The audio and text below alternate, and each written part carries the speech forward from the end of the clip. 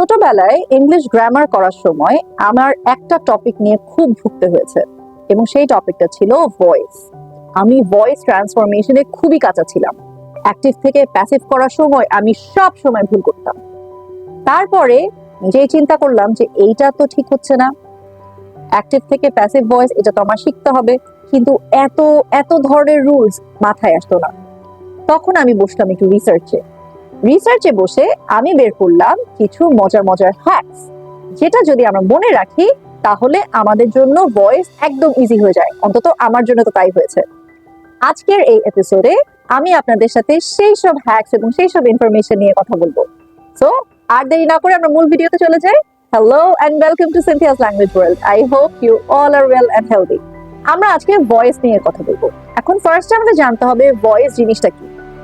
Voice গ্রামারের সেই পোর্শনটা যেখানে একটা সেন্টেন্সের মধ্যে যে পার্টিসিপেন্ট আছে তার সাথে ভার্ব, যে ভার্বটা, যে পার্টিসিপেন্ট যে ভার্বটার উপর কাজ করছে তাদের সম্পর্কটা নিয়ে কথা বলা হয়। ভয়েস মূলত দুই ধরনের, অ্যাক্টিভ ভয়েস, প্যাসিভ ভয়েস। আজকে এই ভিডিওতে আমি এই অ্যাক্টিভ থেকে প্যাসিভের যে কনভার্সনটা আছে সেটা নিয়ে আপনাদেরকে কিছু হ্যাকস শিখিয়ে দিব, কিছু রুলস দিয়ে দিব এবং এটা চার্টের মতন বলে দিব।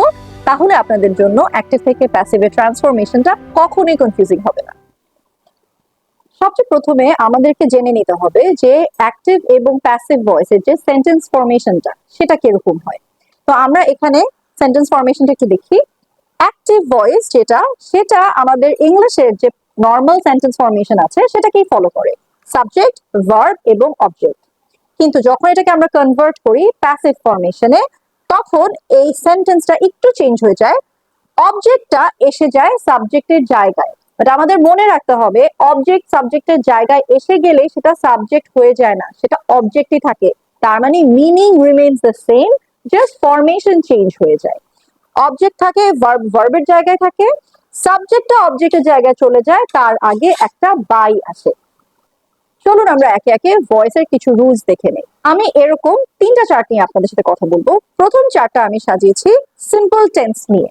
এখানে প্রেজেন্ট সিম্পল, পাস্ট সিম্পল এবং ফিউচার সিম্পল নিয়ে আমি কথা বলবো। প্রথমে আসি সিম্পল প্রেজেন্ট বা প্রেজেন্ট ইনডেফিনিট টেন্স নিয়ে। যখন সিম্পল প্রেজেন্ট বা প্রেজেন্ট ইনডেফিনিট টেন্সে একটা ভয়েস, অ্যাক্টিভ ভয়েস থাকে, তখন আমরা এই ধরনের ভার্ব পাই, তিন ধরনের ভার্ব পাই। ইদার আমরা ডু পাই, নয়তো ডাজ পাই। ডু বা ডাজ এটা ডিপেন্ড করে according to the singular or plural form of the participant, মানে নাউন বা সাবজেক্ট, সেটার উপরে ডিপেন্ড করবে। অর আমরা V1 ভার্ব ফর্মটা পাই, তার মানে হলো base form of the verb পাই। এটাকে যখন আমরা প্যাসিভে কনভার্ট করব তখন আমাদের ডু অথবা ডাজ এটা চলে যায়, এটা যে ওখানে আসে অ্যাম, ইজ অথবা আর। এটা ডিপেন্ড করে অবজেক্টের সিঙ্গুলারিটি অর প্লুরালিটির উপরে। এরপরে V1টা কনভার্ট হয়ে যায় V3। এখানে একটা হ্যাক আমি আপনাদেরকে জানিয়ে রাখি, প্যাসিভ ভয়েস কখনোই V1 বা V2 form of verb accept করে না, ও সবসময় V3 ভার্ব অ্যাকসেপ্ট করে। এখন প্রেজেন্ট টেন্সের একটা কনভার্সন এক্সাম্পল দিই অ্যাক্টিভ থেকে প্যাসিভের। যেরকম ধরেন থাকে Joy likes the ball. Joy likes the ball এটা অ্যাক্টিভ ফর্মে আছে, জয় সিঙ্গুলার, এই কারণে likes that's V1 part of the verb এবং দ্য বল অবজেক্ট। এটাকে যখন আমি প্যাসিভে কনভার্ট করব তখন হয়ে যাবে the ball is liked by Joy. কারণ এখানে দ্য বল সেটা অবজেক্টটা সাবজেক্টের জায়গায় এসে পড়েছে এবং বলটা হলো সিঙ্গুলার, এই কারণে এখানে ইজ বসবে। আর লাইকের V3 মানে past participle form of the verb হলো লাইকড, তার জন্য the ball is liked by Joy. সেকেন্ডে আসি সিম্পল পাস্ট বা পাস্ট ইনডেফিনিট টেন্স। ঠিক যেরকম প্রেজেন্টে ডু বা ডাজ ছিল, পাস্ট ইনডেফিনিটে ডিড আসে এবং ডিডের সাথে V1 এর জায়গায় আসে V2, যেটা হলো past form of the verb. এবং এটার কনভার্সনে ডু বা ডাজে যেরকম অ্যাম, ইজ, আর চলে এসেছিল, ডিডের ক্ষেত্রে আসে ওয়াজ, ওয়্যার। এবং আগেই বলেছি প্যাসিভ শুধুমাত্র V3 নয়, তার জন্য এখানে ওয়াজ এবং ওয়্যার বা ওয়্যার এর সাথে V3 বসবে। একটা এক্সাম্পল যদি আমি সিম্পল পাস্টের দেই, নিনা কমপ্লিটেড দ্য এক্সাম। এখানে কমপ্লিটেড হলো V2 অফ কমপ্লিট। এটাকে যখন আমি প্যাসিভে কনভার্ট করব তখন হবে the exam was completed by Nina, কারণ দ্য এক্সাম সিঙ্গুলার এবং এটার সাথে বসবে ওয়াজ, তার সাথে কমপ্লিটেড এটা হলো কমপ্লিটের V3। এই চারটার লাস্ট ওয়ান হলো future tense, simple future tense. Simple future টেন্সে আমরা উইল অথবা শ্যাল পাই এবং এটার সাথে পাই V1, ঠিক প্রেজেন্টের মতো V1টা পাচ্ছি। এটাকে যখন প্যাসিভে আমরা কনভার্ট করছি তখন উইল এবং শ্যালের সাথে অ্যাড হয় বি অ্যাড হয় এবং তার সাথে V3 থাকে। ফিউচারের একটা এক্সাম্পল দেই, Roni will take the picture. এখানে উইল টেক, উইল তারপরে টেকটা হলো V1, এটার প্যাসিভ ফর্মটা হবে the picture will be taken by Roni. The picture এটা সিঙ্গুলার, উইল বি তার সাথে টেকেন, টেকের V3 হলো টেকেন বাই রনি। এইবার আমরা এই চার্টে কন্টিনিউয়াস ফর্মে অ্যাক্টিভ থেকে প্যাসিভ ভয়েসের কনভার্সনটা দেখব। এখানে আমি প্রেজেন্ট, পাস্ট এবং ফিউচার তিনটারই কনভার্সন ফরম্যাটটা লিখে ফেলেছি। চলুন আমরা একটা একটা করে লিখি। ফার্স্টে আসছে present continuous form. Present continuous ফর্মের অ্যাক্টিভ ফরম্যাটে আমরা পাই am, is, are, এটার সাথে V1 প্লাস ing।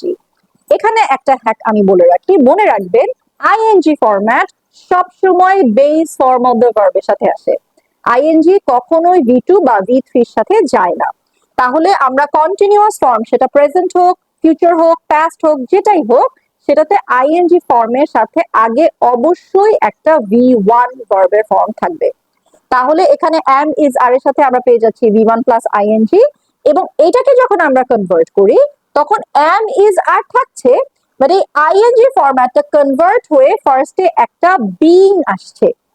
বিংটা হলো গিয়ে এই ing এর কনভার্সনে সবসময় থাকে, আমরা এটা পরেও দেখব। সো বিং এর সাথে আমরা পরে দেই V3, প্যাসিভ V3 ছাড়া চলে না। প্রেজেন্ট কন্টিনিউয়াস ফর্মের একটা এক্সাম্পল যদি দেই, টমি ইজ পিকিং দ্য অ্যাপলস। এখন এখানে যখন এটাকে আমি কনভার্ট করব তখন এটা হয়ে যাবে the apples are being picked by Tommy. The apples are being, কারণ অ্যাপলস এখানে প্লুরাল ফর্মে আছে তার জন্য এটা হয়ে যাবে আর, এবং তারপরে যে বিং আসবে, বিং এর পরে পিকের V3 হলো পিকড।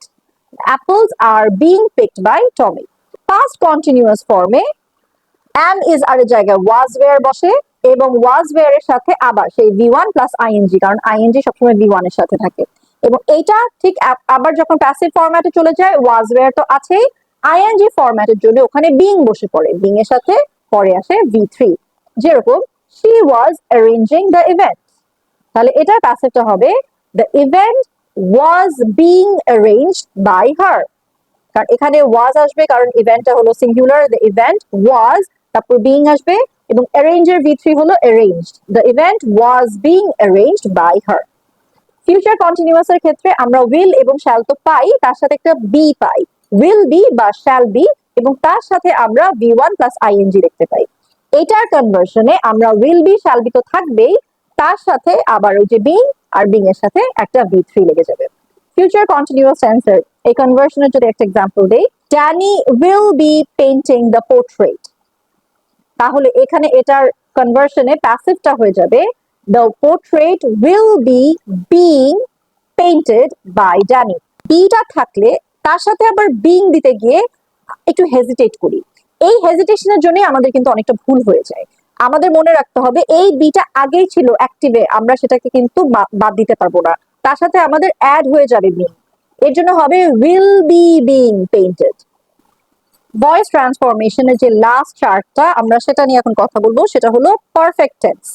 তো পারফেক্ট টেন্সের প্রথমে যেটা প্রেজেন্ট পারফেক্ট, প্রেজেন্ট পারফেক্টের অ্যাক্টিভের সেন্টেন্স ফরমেশনে আমরা হ্যাজ অথবা হ্যাভ এটার সাথে V3 পেয়ে যাই।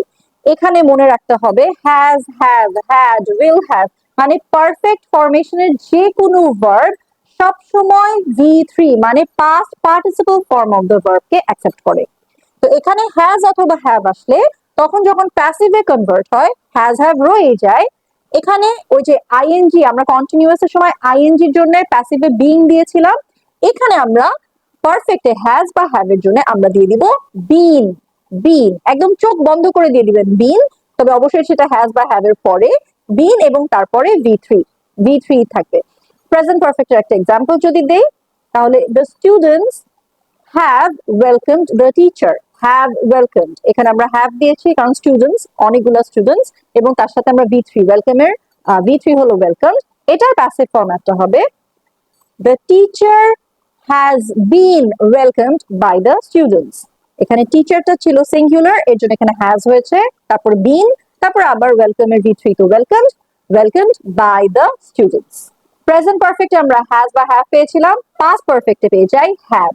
হ্যাড এর সাথে আবার ওই যে পারফেক্ট ফরমেশন, তার জন্য V3 তো থাকবেই, হ্যাড এর সাথে V3। এইটার প্যাসিভটায় আমরা দেখি হ্যাড এর সাথে আবার ওই যে বিন এর সাথে V3। পাস্ট পারফেক্টের একটা এক্সাম্পল যদি দেই, Tom had picked the parcel, এটার প্যাসিভ ফরমেশনটা হবে the parcel had been picked by Tom। এখানে had এর পরে বিন এর পরে pick এর যেটা V3 picked by Tom। Last one in this chart is future perfect tense। future perfect tense এর ক্ষেত্রে আমরা পেয়ে যাই will have এটার সাথে হয়েছে আবার V3, কারণ পারফেক্ট সবসময় V3 নেয়। আর এইটা যখন কনভার্ট করে আমরা প্যাসিভে নিয়ে যাই তখন ওই যে will have এর সাথে বিন। খুবই সিম্পল বিষয়, আমি আগেই বলেছি পারফেক্ট টেন্স দেখলেই আপনারা হ্যাভ, হ্যাজ, হ্যাড বা will have যেটা থাকে এইটার পরে বিন বসিয়ে দিবেন একদম চোখ বন্ধ করে, you will be absolutely correct. Been বসানোর পরে তার সাথে আমরা V3 দিয়ে দিব। ফিউচারের একটা এক্সাম্পল দেখি, Doris will have attended the meeting। will have attended, এটাকে যখন আমি প্যাসিভে কনভার্ট করব, the meeting will have been attended by Doris। এখানে will have আসছেই, তার সাথে been বসে যাবে এবং attended V3 হলো attended by Doris। তো আমরা এখানে ভয়েসের ট্রান্সফরমেশনের কিছু বেসিক রুলস আজকে ডিকোড করলাম। বেসিক রুলস এর জন্য বলছি কারণ আমি শুধুমাত্র সেন্টেন্সের ক্ষেত্রে ভয়েস ট্রান্সফরমেশন কিরকম হয় সেটা নিয়ে কথা বলেছি, ইন্টারোগেটিভ সেন্টেন্স বা এক্সক্লেমেটরি সেন্টেন্সের ব্যাপারে কিন্তু বলিনি। তার সাথে এখানে যে সেন্টেন্সেস গুলা নিয়ে আমি এক্সাম্পলস দিয়েছি সেখানে সব জায়গায় একটা স্পেসিফিক অবজেক্ট ছিল। সব সময় সেন্টেন্সের ক্ষেত্রে আমরা স্পেসিফিক অবজেক্ট কিন্তু পাই না। সেই সবগুলো রুলস নিয়ে আমি আরেকটা ভিডিওতে আপনাদের সামনে আসবো। আমার এই ভিডিওটা যদি আপনাদের কাছে ভালো লেগে থাকে এবং আপনারা চান যে আমি এরকম আরো নতুন নতুন ভিডিওস ক্রিয়েট করি, তাহলে প্লিজ আমার এই চ্যানেলটাকে সাবস্ক্রাইব করে আমার সাথেই থাকুন। ততক্ষণের জন্য আল্লাহ হাফেজ।